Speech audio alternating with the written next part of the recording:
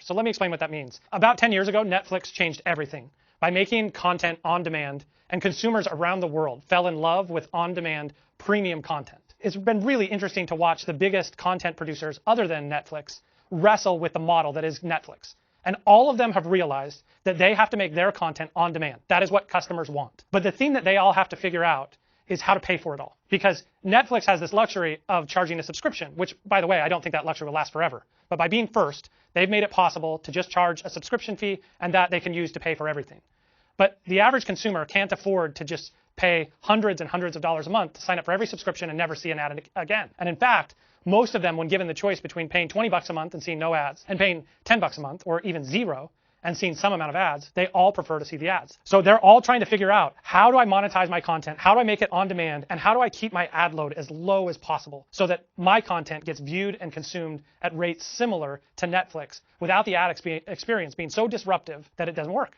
And it's happening. What just changed is the economics to make it so that the incentive is just so obvious for content owners to take the leap. Many of them have been reluctant to sort of dive in the pool because 90% of their revenue still comes from linear television. But as consumers have moved over and consumers have demonstrated that they want their content on demand, now you couple that with the economic shift that's happened. And it is obvious to content owners that they need to embrace connected TV. So let me unpack what that means. There's a tug of war happening right now between the open internet and massive destinations, sometimes called walled gardens. When a particular destination gets really large, like a Google or a Facebook, they have the luxury of isolating their content so that you have to buy it their way, and you log onto their platform, you use their data, and then they give you very high-level reports back. And they do this to protect the data that they have, and because it's the best way for them to maintain control. And as long as you have something close to a monopoly, whether it's in search or in social, you have the luxury of doing that. But in contrast, there is this entire open internet where one piece of content can be compared to another piece of content, so that then marketers can make data-driven decisions about what they want to buy. So in this tug of war, it's not just about efficacy for marketers. It's also about what sort of internet, what sort of marketplace of ideas do we, as a planet, as humankind, do we want? Do we want one where there's a few destinations that control lots of it? Do we want one where journalism lives at their whim? Or do we want one where the marketplace of ideas competes? It is inevitable that the open internet will win because there is just way too much great content and way too many great ideas that eventually the walls have to come down. But that will all start because marketers will prefer to advertise on the open internet, and because content owners will join the open internet because it's a better way for them to monetize, and it's a better marketplace. Marketplace of ideas, marketplace of media, a marketplace of content. Before we dive in, let's go macro for just a second. So for a long time, people have been trying to predict how long linear television is going to last, because we've all experienced on-demand content, and we all know it's better. We all know that eventually content will all be on the internet, but linear is going to stick around for some period of time. And what many people have argued is that live sports or live content would be the thing that kept linear alive for a long time, that would be the very last content to move over to connected TV. And I'm here to tell you that's exactly wrong. It's already happened, it's already moved over, and it's because live content is more conducive to programmatic than perhaps any other premium content on television. And if you think about it, the reason why is, first of all, the premium content of things like sports is really expensive, so they need a way to pay for it. In addition to that, it's really hard to predict when a player is going to call timeout, when a game's going to go into extra innings, when things that happen live surprise you, which is what makes them so great to witness live. So there was an opportunity for the station to make more money, but they didn't or couldn't because of the limitations of linear television. So when programmatic comes into the equation, it makes it possible for advertisers to capitalize on that unpredictability. They might say, oh, if it goes into extra innings, I want to be opportunistic and make certain that my ad gets seen again. There's so many opportunities to be responsive in real time that create better monetization for the content, as well as better opportunities for the marketer. And so as a result, lots of live content is already showing programmatic ads, whether it's NBA playoffs, whether it's concerts, whether it's the PGA, or whether it's the Super Bowl. Even the Super Bowl, which many people thought would be the sacred institution that held out longest for linear television, is already showing ads on connected TV because the premium is there. 4 or 5 years ago, I came home and told my kids, the CFO of Netflix is going to join our board. And my son's visceral reaction, who was about 10 years old at the time, said, oh no, please don't tell me you're going to put ads on Netflix, Dad. And I think his reaction basically summarizes the way most people respond when they hear that Netflix may have to put ads on their site. But I'd like you to consider that it might be actually a very good thing. and you're actually going to want it. And here's why. What if you only saw one ad or something like it per commercial break, and as a result of seeing that ad, you were able to double the amount of content that you had access to? And also, what if that ad was highly relevant to you? So unlike the ads that you see on linear television where the ads are not relevant at all, and in fact you watch a bunch of ads that are for products that you would never buy in your entire life, but instead the ads were only about things that you care about. If that's all we showed you, are you in? Would you welcome seeing an ad in exchange for double the content? And that's exactly what consumers would prefer. When you give them the choice of seeing ads or paying a premium to avoid them, most of them say, I'd rather see the ads. So the only way to preserve this, the golden era of television, is if Netflix and everybody else offers a variety of packages, which are, you can either pay a premium and not see any ads at all, or you can pay a hybrid where you pay some amount and see limited ads, or in many cases, I think they're going to offer you something that's free. And then you have to see an ad load that isn't that different than what you saw in linear television, except there will be fewer ads, slightly fewer ads, and they'll all be way more relevant, which overall creates a better experience. Because right now, the content is at an all-time high in terms of its quality, but it is also at an all-time high in terms of its cost. And the only way that we can continue to afford it is if we find innovative ways to pay for it. And it's going to be easier to show ads than it is to ask the consumer for another dollar, because Netflix has already had to raise its prices 6 times in the last couple of years. And I don't think that there's that much room to keep doing. Let me explain how inside the confines of the quid pro quo of the internet, we can make certain that we preserve the privacy of consumers. As a user, we share data and look at relevant ads in exchange for amazing and free content. Relevance not only improves the consumer's experience on the internet, but it's critical to its survival.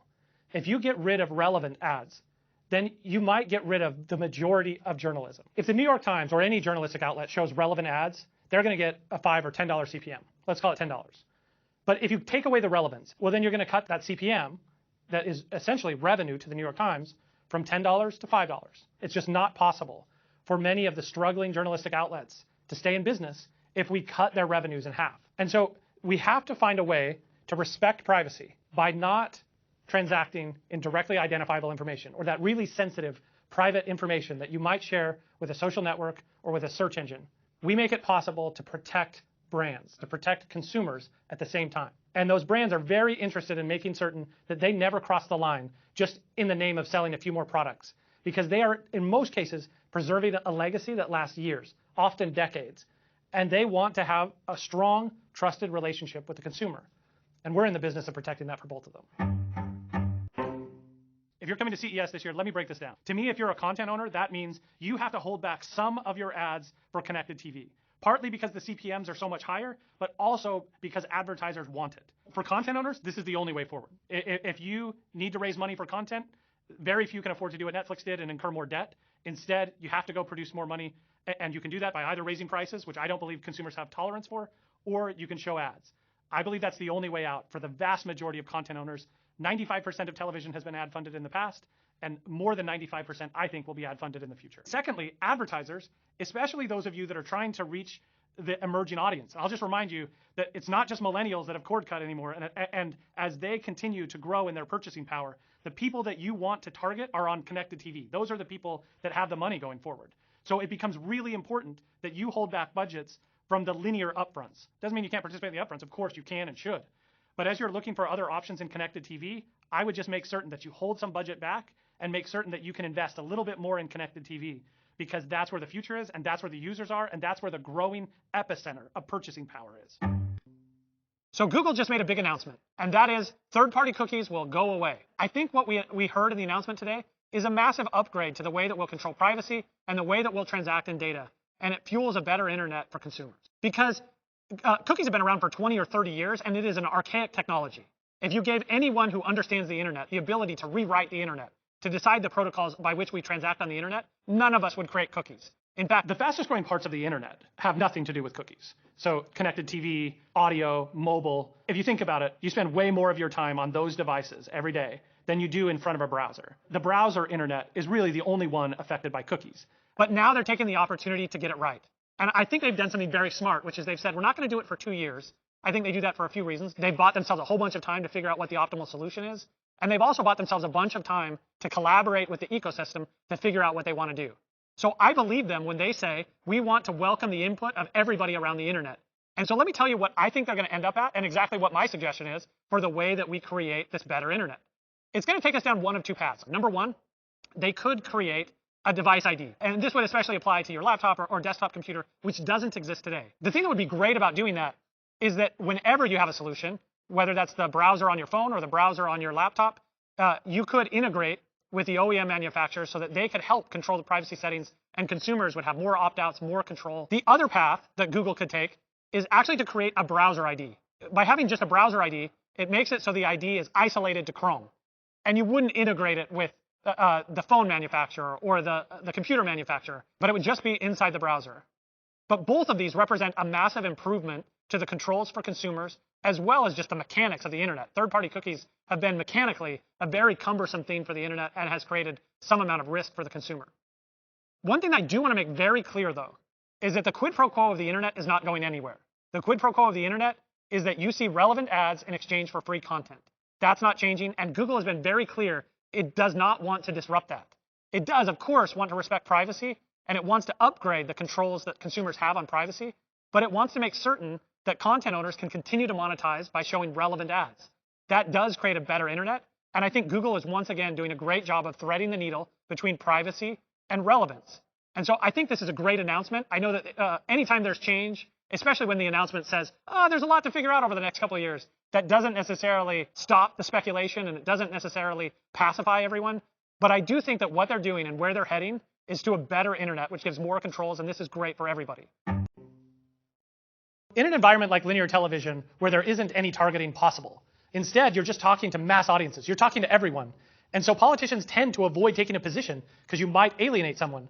And I believe that's the primary thing that has led to the standard 30-second spot where people are making ad hominem attacks against their opponent solely so that they can appeal to the lowest common denominator. That is not the best way to run a process. Instead, we should customize the audience to groups of people about the issues that they care about. We can power a better process using technology. You don't have to enable micro-targeting in order to make the political process better. All you need to do is make it possible for the candidate to talk to groups of people so that when you're talking to elderly people, you can talk about Social Security and Medicare. When you're talking to younger people, you can talk about education. You can customize the topic that you're going to talk about with the audience who cares most about it. So if you have the ability to say something meaningful to that huge group of people, I think politicians actually have to take a stand, take a position, and then we, as the American people, can make decisions about what they do. I think also some technology companies have made a mistake in the process, which is often they're doing something I think is akin to playing God, where they decide which candidates can advertise and which can't, which ones they like and which ones they don't. And I think it's actually much more important for a technology platform to be agnostic. So if we stay neutral and make certain that we don't pick any candidate and instead we're powering a better marketplace of ideas, and if we make certain that we don't enable micro-targeting or do anything that violates a consumer's privacy, and instead host a better discussion where candidates are talking about substantial issues, we think we can power a better process, and there's absolutely no reason why technology companies that are supporting paid ads shouldn't participate in the process. During times like these, I, like probably many of you, start watching the news a lot more often. I watch CNBC a lot more often to see what is happening to the global economy. Many of the great companies around the world right now are trying to strike a balance between their humanitarian efforts and what can we do, especially those like the Trade Desk that have really strong balance sheets. What can we do to make certain that we keep our company strong and that we contribute to the economy? And striking that balance between those two things is something that I've seen a lot of companies do a really remarkable job. It never would have occurred to me before that car companies would be making ventilators and alcohol companies would be making hand sanitizer. But those are the sorts of things that I think are making the difference. And so the Trade Desk is trying to do exactly the same thing. I followed the example of Kevin Johnson, the CEO of Starbucks, as well as Mark Benioff, just giving our teams assurance that we're not doing layoffs. And in fact, we've made the decision to continue to hire during this crisis. Secondly, because we're an ad tech company, there's an opportunity for us to help in sharing the message about the truth of COVID-19 and especially ways that people can stay healthy during that time. So we've essentially donated our technology to help the cause of spreading information that can save people's lives. Because I believe the whole world has changed, and it's changed permanently. Over the next few episodes, I'm going to talk about how this has affected our business, our industry, the world, and some of the perhaps unconsidered consequences and changes, both good and bad, that will come as a result of this change. So let me share a couple things that I'm seeing. One, those marketers that have been very good at data-driven advertising in the past are actually leaning on it even more. They recognize that this is an opportunity for them to get more efficient. not only is it an opportunity, it's an essential thing that they have to do. They have to do that. They have to do more with less. And for those that have been just a little bit behind, they're getting more aggressive now. They have to be data-driven. So in the past, they often would lean on things that weren't measurable or comparable, or they would buy media where they didn't actually know if it was making a difference. And now, instead, they're leaning on, and in fact doubling down, on the media that they know is making a difference. So while I would never wish a pandemic like this on anyone, what these sorts of events create is change. Change is inevitable. The world will never be the same again. And as a result of that change, every marketer, every advertiser, every company has to pivot their strategy as a result. And those that do it well will win. And those that don't may struggle and may not even exist as a result of it.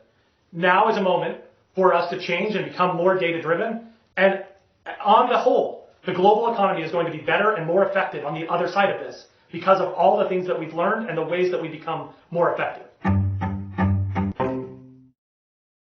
So in a few short weeks, we've seen ad inventory go up by over 30%. And this is happening, number one, because consumers are watching it on demand, and they're demanding that their content be available when they want it. And number two, broadcasters are moving their content over to accommodate this demand. It's the only way that they can compete with companies like Netflix. And that virtuous cycle of the consumer and the content owners both moving as quickly as possible is creating unprecedented levels of change. Advertising subscriptions, or AVOD, is increasing at an unprecedented rate.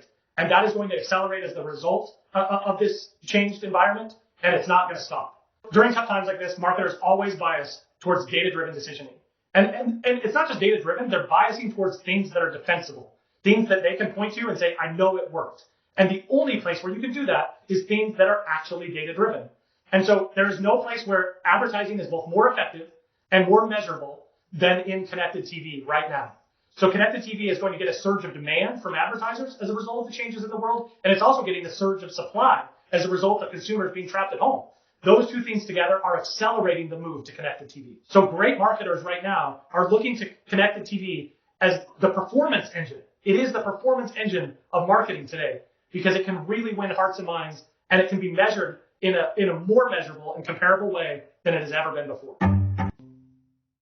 So for linear television, it's something of a perfect storm. So there was already a transition that was happening. The consumer was moving from linear TV to on-demand, and they were moving for a variety of reasons, not least of which is it's a better user experience, where the ad-to-content ratio is better, and you can watch whatever you want, whenever you want. But there's more to that perfect storm. First, you have the consumer who's under a tremendous amount of pressure. We went from a perfectly healthy, in fact, one of the healthiest economies that we've ever had, to millions in unemployment. And what that does is puts pressure on the consumer. And that consumer was already stretched in what they were paying for their TV experience. It was at the highest cost that it had ever been. And that's largely because they were paying for cable, they were paying for HBO, they were paying for Netflix, they were paying for Amazon Prime, and then Disney Plus was so impressive, and there's all these additional things coming out. And so when a consumer comes under pressure, they have to say, what am I going to cut? And one of the things that they have to consider cutting is linear television, simply because it's the most expensive thing on the menu. We did a survey of a few thousand people and found that 60% of people said their number one reason for hanging on to cable was live sports. Well, in the last few weeks, because of the same pandemic, nearly every live sporting event has been canceled.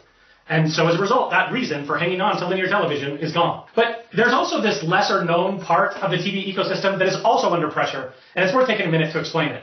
So most television ads are sold at the upfront. And what the upfront is an event where buyers and sellers come together for each of the major networks, and they find out what content they're going to release for the year, and then they'll commit advertising dollars in advance. This year, given that it's in late April, early May, many of them have been delayed. Some will likely be canceled, but without a doubt, fewer commitments will be made. Part of the reason why fewer commitments will be made is simply because there's less content being made. Nobody can shoot on lots. It's just a much more difficult environment to produce content. So what that means is that things will be transacted more real time, and that gives an opportunity for more data-driven choices. We all have to be preparing for an internet that does not have third-party cookies. One thing that I think is bigger than any company, it's bigger than Apple, it's bigger than Google, is the quid pro quo of the internet, where you see relevant ads in exchange for free content.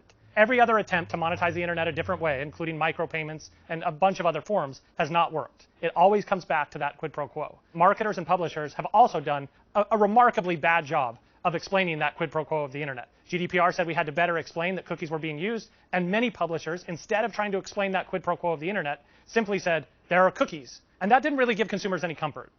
They didn't understand what a cookie did. They just understood that it was being tracked, and it must be scary if you're having to give notice like this. This is why the Trade Desk is a part of a collaborative initiative of the entire open internet to preserve the quid pro quo while upgrading the technology, the encryption, the privacy, the consumer controls across the board and create something that is better than third-party cookies. And that's what we've done in Unified ID 2.0. So let me explain what the solution is. There's really 4 parts. The first thing is a unified ID. This ID is simply a random number that is an upgrade to the random number that was inside of cookies. And it's an upgrade because it's encrypted, it's an upgrade because it rotates, and it's an upgrade because anybody who uses it has to accept terms and conditions, which is not true in a browser or inside of cookies. The second thing is that there's the lightest weight single sign-on on the internet.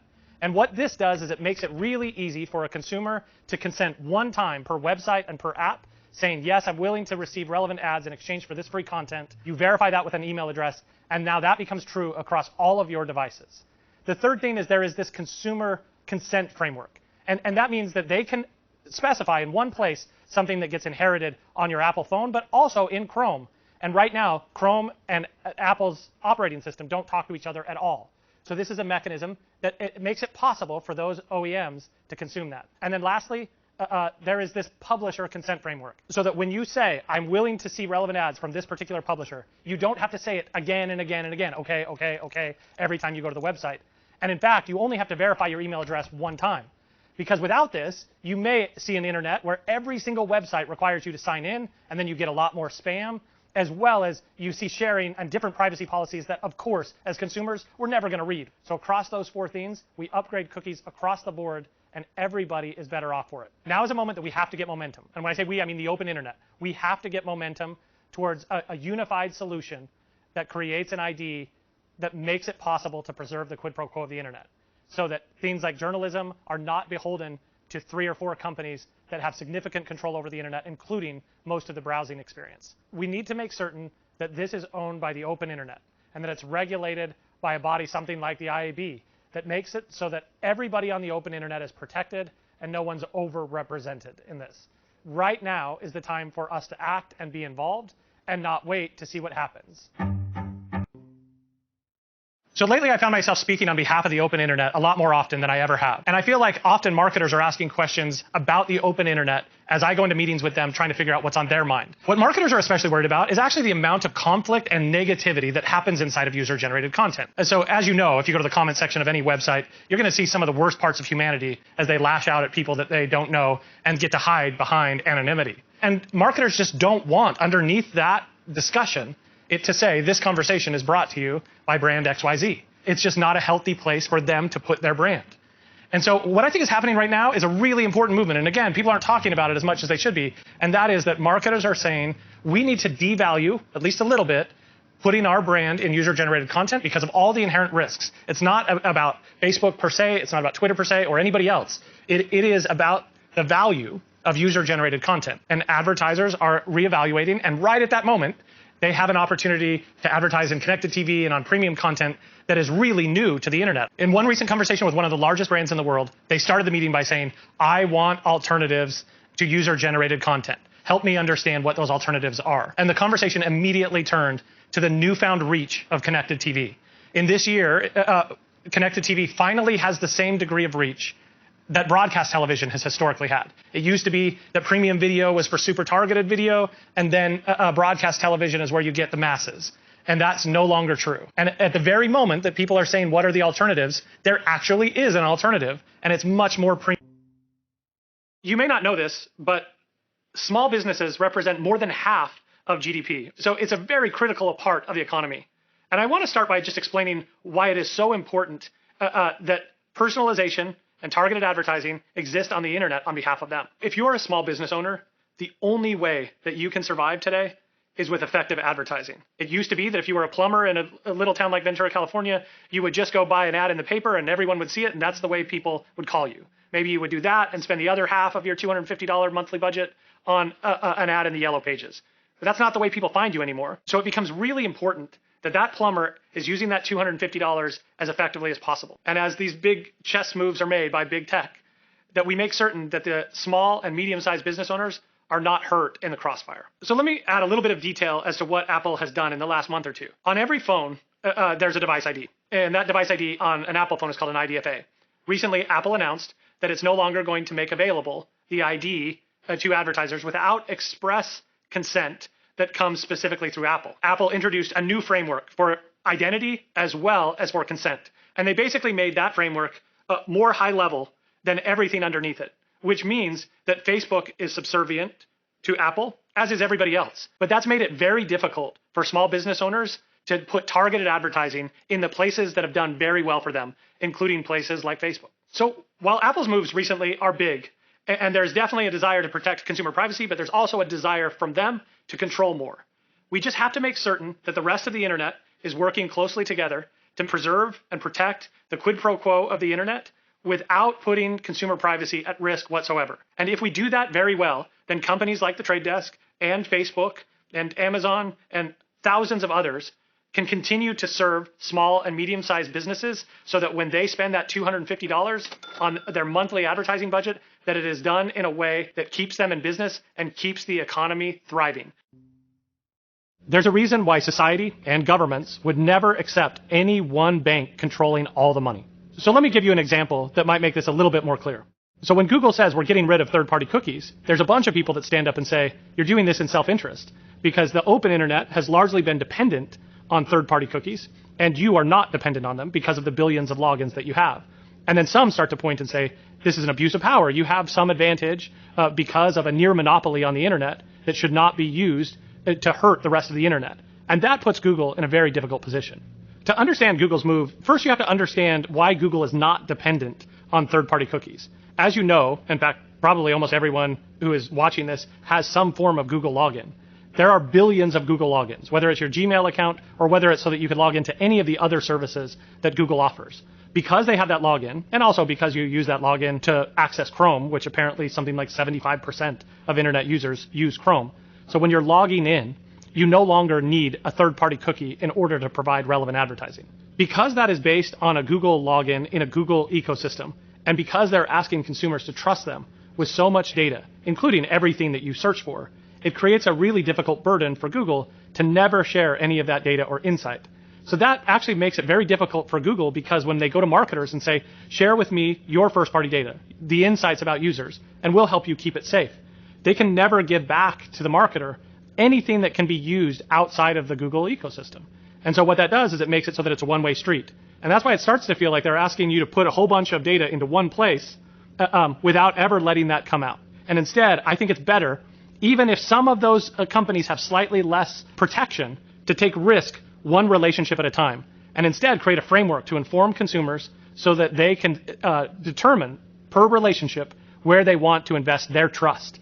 And by doing that, we'd never centralize all the risk. With this distributed way of thinking about privacy and data, we actually create the very safest internet, but it also creates the most empowered consumer that any reasonable model can create. We've actually used this phrase in advertising and marketing, the holy grail of advertising.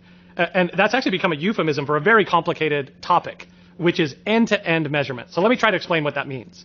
So when you show an ad, and then later they go to a store and they buy that very product, how do you connect those two things, those two occurrences? A top of the funnel activity, like creating awareness and winning hearts and minds, to a bottom of the funnel activity, which is purchasing the product. So of course, measurement has been happening on the internet for a long time, but the missing piece has been retailers making their data available so that advertisers can connect the dots from the very first activity and all of the subsequent touches all the way down to that individual purchase. So retailers are putting their data in the game so that you can connect the dots between all your various activities on the internet and that purchase at the end. And what this has proven to do for the retailer is instead of getting a few extra dollars and buying media and leveraging their data on a tiny sliver of the media budget, that instead those companies that are selling products are now optimizing their entire marketing budget to sell more product in those stores. So retailers of all sizes are actually getting in this game to try to provide the holy grail. Walmart has created their own DSP in partnership with the Trade Desk, and other retailers are taking other approaches. What this all adds up to is an ecosystem where the holy grail has been discovered, where we're connecting the dots from the very top of the funnel to the bottom. So let me try to succinctly explain why this is inevitable. So first of all, content is more expensive than it's ever been. The fight over subscribers is more competitive than it's ever been. And the consumer can't afford to pay for all of these different subscriptions and extract ads out of all of them. If you look at this from Netflix perspective, they've been climbing, getting as many households as anybody ever has in a streaming service, but it's plateaued over the last year or two. So what they're in the business of doing is trying to get as many subscribers as possible, and some users would rather not see ads at all, and they'll pay more to have that. And some users would say, oh, great, I can pay half as much or even nothing and get access to the same content if I just see a certain amount of ads. Well, fantastic, I'll sign up for that as long as it's free. Free meaning you pay by seeing ads. So I believe the future is choice. Clearly, that's what Netflix is telegraphing. I believe the exact same thing will be true of everybody, whether it's HBO, Disney, everyone. I think eventually we're all heading in that direction. By the second half of 2023, everybody in the US CTV streaming wars, in my view, will be offering consumers that choice. So let me talk about why I think that's really good for the ecosystem and what I think this means for the space.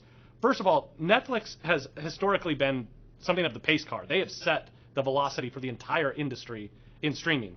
Everyone in traditional television has viewed them as the leader, and they have to catch up to getting that number of subscribers as quickly as possible. They've always been sort of a digital-first company. They could really become the gold standard of creating a very tight consumer experience with a light ad load and a great degree of relevance in everything that they provide, that I think once again can set the pace for what everybody else needs to do. What has not been made very clear yet, and should be, is that advertisers are moving their budgets from user-generated content into premium content as quickly as the content becomes available. If now you can do what television has never done at scale, which is provide relevant ads, you really create an opportunity for advertisers to do the most effective video advertising that they've ever done before. Over the last 10 years, most of their video advertising has been done on user-generated content, like YouTube and social networks. But what advertisers have been looking for a long time is how can I provide relevant ads and be really selective about who I show them to while getting the benefits of premium television, premium content. As a result of all these changes and this move towards giving consumer choice, we are really creating the very best CTV ecosystem that could be created, and I'm really excited about what this means for advertisers. My favorite metaphor so far has been to explain that we're kind of doing a reverse Indiana Jones. You remember in Raiders of the Lost Ark when he took the gold and he replaced it with sand? We're kind of doing the opposite, which is we're taking sand and we're replacing it with gold. And in this case, what I mean by that metaphor is that the internet has been based on an opt-out system, using cookies that were never built to really be this mechanism for creating targeted advertising. But as an industry, we adapted. We figured out a way to provide addressable advertising to everybody using third-party cookies. But what's happening is the internet is quickly moving, partly because of regulation, well-intended regulation, by the way, to move from that opt-out internet to an opt-in internet. So an opt-out internet is one where you have to do a bunch of clicking and navigating to take cookies off of your computer. And the default is that it's on, that you didn't even have to choose to get targeted advertising and you get it. That's what the world of cookies enabled, and that was not what's best for the consumer. What an opt-in internet is you're not allowed to provide any targeting or leverage my data until I consent to it.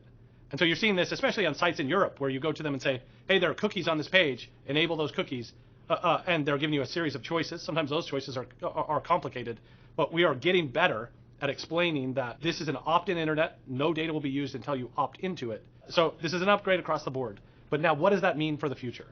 What it means is that we've all waited to properly explain that quid pro quo of the internet until now. And the time has come. That has to happen. We are going to explain that in order to see this content, you have to see relevant ads. That's the only way that the publisher can afford to stay in business. And if we just take relevant ads and turn them into irrelevant ads, then you turn $10 CPMs into $5 CPMs. If you reduce CPMs dramatically, then you will reduce the number of publishers and websites and apps and CTV companies from the landscape. And nobody wants to see that happen. What some publishers are doing, they're ahead of it. They're getting ahead of it. We're seeing lots of them adopt things like Unified ID, or at least interoperability with Unified ID, and that's going fantastically well. This will create a much better ecosystem for targeted advertising. It will also create a much better system for opt-outs. It'll make it possible to solve the problems like, hey, I don't want to see this ad anymore because I already bought it. It happens to all of us. All of those problems can be solved with the new infrastructure that's being created, which has better opt-outs, better explanations. But it really is dependent at this point on publishers implementing with the recognition that third-party cookies are going away in less than a year.